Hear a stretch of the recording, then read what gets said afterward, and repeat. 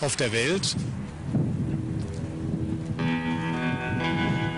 Ο ερευνητής υδάτων Timothy Jones μελέτησε τις αιτίες και τα αποτελέσματα της σπατάλης, κυρίως σε σχέση με το παγκόσμιο κλίμα, παίρνοντας ως παράδειγμα αμερικανικές αλυσίδες fast food.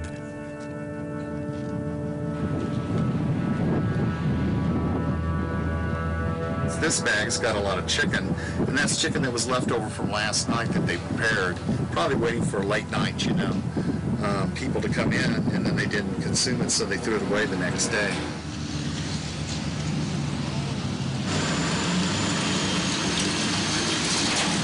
What convenience stores try to do is they try to keep food available for people all the time, because they've had situations where they're a hamburger place and people come in and all they got is chicken strips.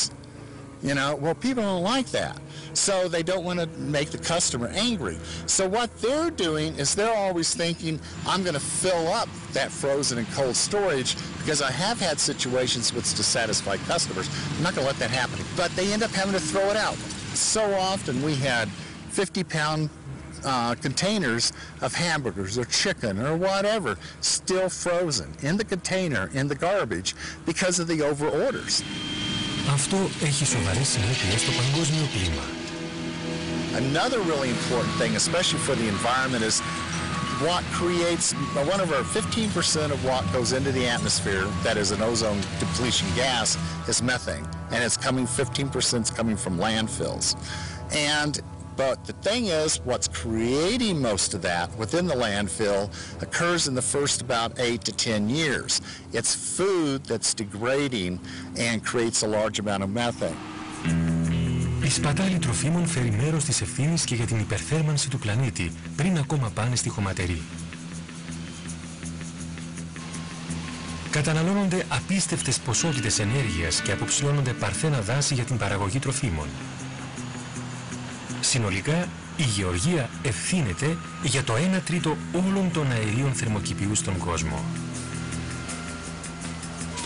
Με λίγη σύνεση θα μπορούσαμε να συνεισφέρουμε πάρα πολύ στον αγώνα κατά της κλιματικής καταστροφής.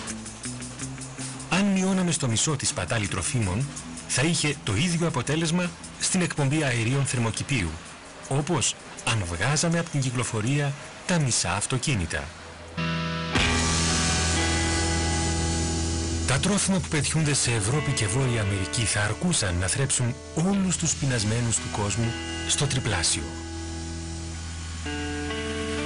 Για να αλλάξει το σύστημα της σπατάλης, πρέπει να δράσουμε όλοι μαζί.